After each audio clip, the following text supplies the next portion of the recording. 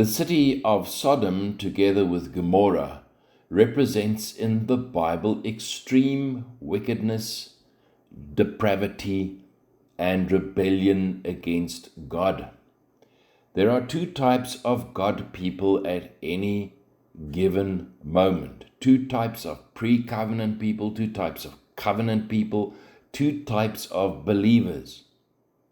Those who pitch their tents, their lives, their hearts, near or in Sodom, and those who avoid Sodom. Sodom has the power to pull up your tent pegs, your tent, and suck you in like a tornado, and to destroy your peace and life on earth. So I almost entitled this sermon, The Suction Power of Sodom, but I stuck in the end with the more elegant single word Sodom for the title. But please do not be deceived by the elegance of the word Sodom. Sodom has the power to pull up your tent pegs and your tent and to suck you in like a tornado and to destroy your peace and life on earth.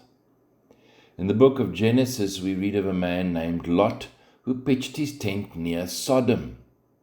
He is the nephew of the father of our faith, Abram, and in the New Testament, Lot is counted as a righteous man, 2 Peter chapter 2 verse 7. Yet, this man, with such spiritual pedigree, pitches his tent near Sodom. And this man gets sucked in. And you and I, therefore, need to trace his steps prior to the moment of great suction. When Abram gives Lot the choice of the land, he selfishly, that's Lot, chooses for himself the best land, the land near the Jordan River, which is rich and lush, leaving his uncle Abraham with the rest. And then Lot settles near the sinful city of Sodom on the land that he has chosen. And so if you listen to that account that I've given you, you find the precursor to Lot's choice. The precursor is a level of selfishness, a level of entitlement, and I suspect a level of pride. He leaves his uncle the second best and he takes for himself the best. And he pitches his tent most dangerously right at the city of Sodom. In chapter 19 of Genesis, we find Lot seated at the gate of Sodom. Now that's significant because that means, if you find him there, that he had become integrated with the city, because to find him there means he had become a judge at the city of Sodom. We also read in Genesis chapter 19 that Lot's daughters are engaged to men from Sodom. So the integration must have been gradual, but the integration of Lot into the city was clear. And the evidence also suggests that Lot's heart had somehow been drawn into Sodom. Somehow his heart had become engaged. When the angels are urging Lot to leave Sodom, because God is going to rain down judgment in fire and brimstone, we read this little sentence that Lot hesitated. He hesitated. The angels had to grab him by the hand, and so too the rest of the family, and draw them out of the city. You see, once you're invested, once you've been sucked in, it's difficult to leave. And if you are the leader of your household, and you lead your family to where Sodom is, spiritually speaking, your family will also become, most possibly, invested in Sodom to their peril. The angels tell Lot and his wife and family not to look back, and then lo and behold, Lot's wife does look back, and she becomes a pillar of salt. And that moment, let me tell you, is a powerful, powerful moment in theological history. Someone looking back with longing to that which is sinful in the face of God's judgment upon it. And that looking back is always in grave, grave, grave danger. You don't want to come to a place that you want to look back. Jesus says the following in Luke chapter 17, verses 28 to 32 about the end of the world judgment, and then also Lot's wife. Jesus says, it was the same as happened in the days of Lot. He's speaking about the judgment. They were eating, they were drinking, they were buying, they were selling, they were planting, they were building. But on the day that Lot went out from Sodom, it rained fire and brimstone from heaven and destroyed them all. It will be just the same on the day that the Son of Man is revealed. On that day, the one who is on the housetop and whose goods are in the house must not go down to take them out.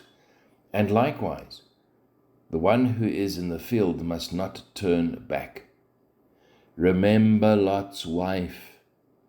Whoever seeks to keep his life will lose it, and whoever loses his life will preserve it. If you think that through, the coming judgment lies ahead of us, just as the judgment on Sodom and Gomorrah was there. This world will be subjected to judgment. And what Jesus is saying, don't engage in this world that, like Lot's wife, you look back at your own peril. But I want you to notice that by Lot's choices, he put his wife in harm's way, in a place where her heart could be drawn into loving that which is not of God. Now we know, as I said, that Lot was counted righteous regardless of all that had happened. We know that from 2 Peter chapter 2, verse 17. However, you need to see with me that there were serious consequences in this life for Lot due to his choices. We're not to engage the world the way he did. The Apostle John writes in 1 John chapter 2, verses 15 to 17, do not love the world or anything in the world. If anyone loves the world, love for the Father is not in them. For everything in the world, the lust of the flesh, the lust of the eyes, and the pride of life comes not from the Father, but from the world. The world and its desires pass away, but whoever does the will of God lives forever. You see, Sodom passed away, and the Sodom of this time will also pass away. Placing your life in or near Sodom puts you at risk. Whether you are an unbeliever or a believer, whether you pitch your tent in Sodom and Gomorrah, there are always consequences. And there were consequences for Lot too, even though he was counted a righteous man in the final instance. We read of the first consequence for Lot in Genesis chapter 14. Lot and his wife and his family are taken captive by a coalition of 4 kings because they were living in Sodom, which the kings attacked. And they are eventually, Lot and his family, saved by Abraham, the man who does not pitch his tent near iniquity. And one would think that Lot would have moved after this first instance, but he stays on in Sodom. The second major consequence is when judgment comes upon Sodom and Gomorrah in chapter 19. Lot has to flee with his family, and he loses his wife, who becomes a pillar of salt. Under his leadership, he brought his family into this place of destruction. The third major consequence is that Lot now has to live in the mountains in isolation, which brings upon us the fourth major consequence, and that is when Lot's daughters make him drunk and sleep with him. And that you read of in Genesis chapter 19, verses 30 to 38. They sleep with him because after their isolation, they worry that there will not be a lineage. So they debase Lot and they debase themselves. And the two sons born father the nations of the Moabites and the Ammonites that become historically a thorn in the side of the Israelites. And so I hope you see that Lot, by his choices, has brought upon himself in this world great trouble and great sorrow. I close. This is not really a complicated message, is it? The only question you have to ask today is this: where is my tent pitched? Where is my heart? Am I busy with the things of the world, or am I busy with the things of God? Do not underestimate the suction power of Sodom, and do not underestimate the destruction that follows. Even though you may make heaven as Lot does, you may make it as one escaping through the flames with many tears and with many regrets. May God bless you that you pitch your tent near Him, and that your heart be busied with His things. May God bless you so today.